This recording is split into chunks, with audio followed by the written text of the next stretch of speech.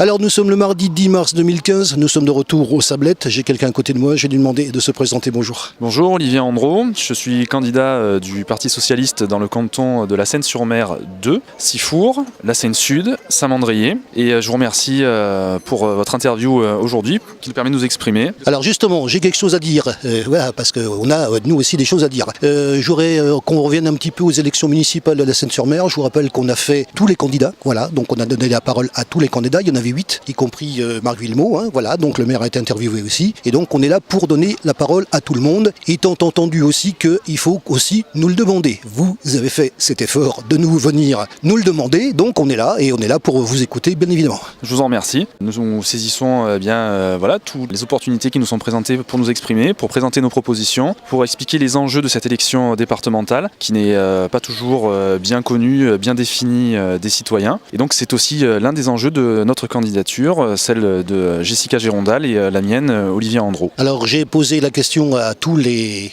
candidats que j'ai interviewés, et Dieu sait que j'en ai interviewé pas mal déjà. On pose la même question, une question récurrente. Le conseil départemental, puisque ça a changé de nom, maintenant on le sait, c'est l'ex-conseil général, conseil départemental. Pour vous, qu'est-ce que c'est? À quoi ça sert? Bien, c'est un outil démocratique de proximité. C'est un échelon qui permet d'apporter des solutions aux problèmes concrets des Varois et puis aussi des habitants de ce canton, qui est un canton transversal et dans lequel il y a une continuité territoriale qui est assez pertinente, puisqu'il y a 3 communes que l'on retrouve dans ce canton, Sifour, donc le sud de la Seine, et Saint-Mandrier. Et 3 communes qui sont toutes liées au travers d'un même destin historique, puisque la Seine est un morceau de Sifour qui est devenu une commune indépendante au cours de l'histoire. Et puis Saint-Mandrier elle-même est un ancien territoire de la Seine-sur-Mer qui est devenu aussi une commune indépendante plus récemment. Alors justement, est-ce qu'on peut, puisqu'il y a 2 cantons, la Seine 1 et la Seine 2, est-ce qu'on peut parler justement de ce fameux redécoupage? Votre version, comment vous le trouvez ce découpage? Le découpage a le mérite d'exister, c'est-à-dire que les cantons maintenant sont plus équilibrés que jusqu'à maintenant. Donc la représentativité va être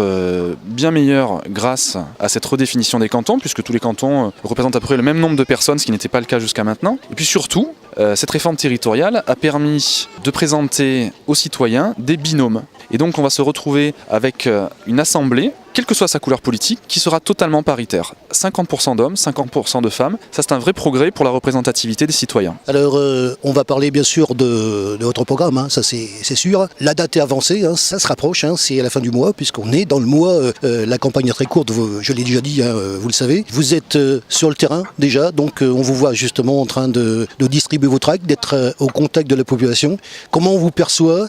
Qu'est-ce qu'on vous dit? Nous avons pris le parti de faire une campagne de proximité, parce que comme je vous l'ai dit précédemment, nous candidatons au département qui est donc une assemblée de proximité pour les citoyens. Donc nous avons décidé de sillonner le canton avec notre permanence mobile, d'aller à la rencontre des citoyens en porte-à-porte, sur les marchés, les après-midi, sur les promenades, pour que nous puissions toucher un maximum de personnes et surtout présenter nos propositions qui sont des propositions très concrètes et qui s'articulent en 4 grands axes de travail pour les Varois. Un axe qui concerne les collèges, un autre qui concerne les solidarités, un 3e qui concerne les transports et un dernier qui concerne les numériques et donc la correction des inégalités territoriales que le numérique permet justement d'aborder, puisque nous sommes maintenant dans le siècle du numérique et que cet outil permet à notre sens de rapprocher les citoyens des institutions et aussi de leur donner une égalité d'accès aux services que le département peut leur proposer. Alors avec la permanence mobile, puisque c'est comme ça qu'il faut l'appeler, il y a un slogan.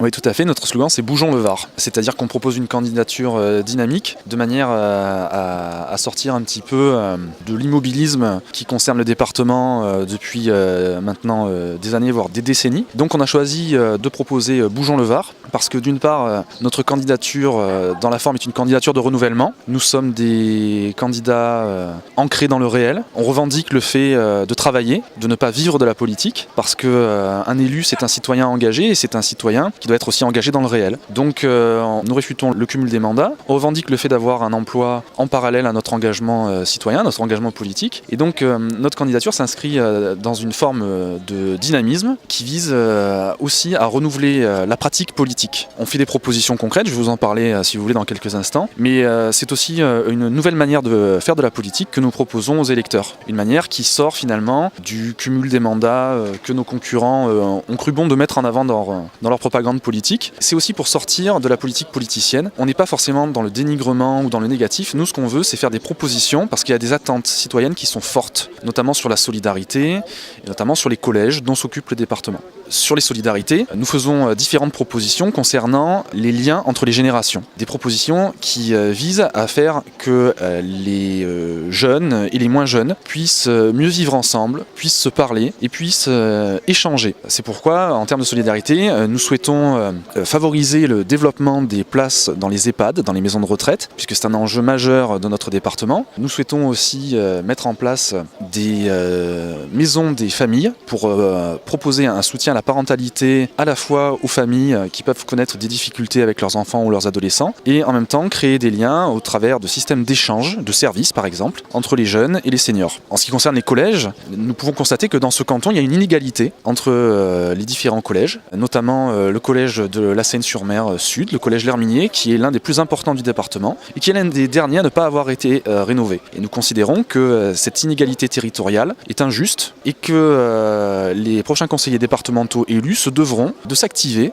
pour permettre cette rénovation rapidement, puisque c'est un collège qui connaît des fuites d'élèves vers le privé, et ça, ce n'est pas tolérable que le désengagement de la puissance publique permette ce genre de mouvement, ou en tout cas l'intensifie. En ce qui concerne les collèges, nous proposons aussi la création d'un passeport culture collège, de manière à lutter contre les inégalités d'accès à la culture dans le département. Nous proposons aussi de favoriser, de développer l'enseignement du provençal qui a été totalement oublié et qui fait partie de notre identité locale, au travers d'un partenariat avec l'éducation nationale. Et donc nous faisons encore d'autres propositions de manière à ce que le département puisse aussi avoir son mot à dire dans la formation des collégiens, qui sont les élèves finalement qui sont les derniers à être tous ensemble avant d'être orientés dans les lycées. Donc il y a là un véritable enjeu de formation, de citoyenneté que le département pour l'instant a négligé selon nous et qu'il convient de relever. Là encore sur les collèges, j'ajouterais que actuellement, les usagers donc des collèges, les collégiens, bénéficient d'un environnement numérique de travail qui est tout à fait insuffisant et qui ne leur permet pas de travailler avec les outils numériques chez eux. Donc nous proposons de refonder, de bâtir en tout cas un nouvel outil, un nouvel environnement numérique de travail départemental pour les collégiens, de manière à ce que, là encore, les inégalités d'accès au numérique, mais Jessica vous en parlera plus précisément que moi, puissent être combattues au travers de l'environnement numérique de travail des collégiens, de manière à ce qu'ils puissent aussi accéder à ces ressources de chez eux. Donc équiper les collèges, c'est une chose, mais permettre l'accès à cet usage des collégiens chez eux, c'est un complément qui est nécessaire et qui actuellement est négligé. Tout à l'heure, je vous parlais aussi des pratiques politiques. Moi, je considère qu'il n'est pas normal que les collèges de Sifour aient été rénovés et que celui de la Seine notamment soit toujours en attente. Je considère que, je vous en parlais en début d'interview, nous sommes sur un territoire qui mêle 3 communes qui finalement vivent dans une même communauté de destin et je regrette à ce titre que certaines décisions aient été prises par nos concurrents de manière à ne favoriser que certaines communes. Je tiens à préciser qu'il est parfaitement scandaleux que certains des candidats de la droite qui se prétendent républicaine aient voté récemment contre et porté un recours contre la création d'un cinéma à la Seine-sur-Mer. Ils témoignent ainsi finalement du peu de considération qu'ils ont pour les habitants hors Sifour, pour les habitants du canton hors Sifour. C'est à croire qu'il n'y a que Sifour dans ce canton et si effectivement Sifour représente une part importante du territoire et des électeurs, il n'est pas acceptable qu'on mette de côté, qu'on crée de facto par de telles décisions des citoyens du canton de seconde zone. Il n'y a pas les Sifournais d'un côté et les Sénois et les Mandréens de l'autre. Ce canton, c'est le canton de 3 communes et nous nous engageons à travailler pour tous les habitants de ce canton, quelle que soit leur origine, quel que soit leur projet. Tout à l'heure, Jessica vous en parlera, mais notamment sur les transports, nous avons accepté de signer un document de travail, un engagement, avec une association qui fait la promotion du vélo. Cette association, elle est mandréenne, mais elle a un projet qui concerne les 3 communes. Et donc nous, notre vision, c'est une vision globale de ce territoire. Alors bien sûr, on précise qu'il s'agit bien du canton La Seine 2, qui regroupe Sifour, les Sablettes, où nous sommes d'ailleurs, la Seine et les Sablettes, puisque les Sablettes, c'est un quartier de la Seine-sur-Mer, je l'ai appris récemment, pendant les municipales, je l'ai appris d'ailleurs. Et puis puis Saint-Mandrier. Donc qu'est-ce qui caractérise ce canton? Et ce qui caractérise ce canton, c'est une communauté de destin. C'est un mot un petit peu pompeux, mais qui recouvre, je trouve, la réalité. C'est un canton divers, avec une population nombreuse, une population active, et finalement une population qui est concernée par des enjeux communs, des enjeux de transport, des enjeux d'accès à l'éducation, des enjeux de formation, et puis des enjeux de solidarité. C'est un canton dans lequel il y a des familles, il y a des seniors, il y a des actifs. On peut aussi constater que dans ce canton, il y a des inégalités importantes. Des inégalités liées donc au transport. Les candidats à l'élection départementale que nous sommes, ou en tout cas que je suis, s'engagent et considèrent qu'une fois élus, nous devrons travailler sur justement la correction de ces inégalités pour permettre tout simplement de continuer cette communauté de destin, de continuer à vivre ensemble et de travailler sur ces liens entre les générations, ces liens entre les différents habitants du canton, pour continuer à vivre ensemble et faire en sorte que ce canton enfin puisse se développer et être pris en considération à sa juste valeur au sein du département.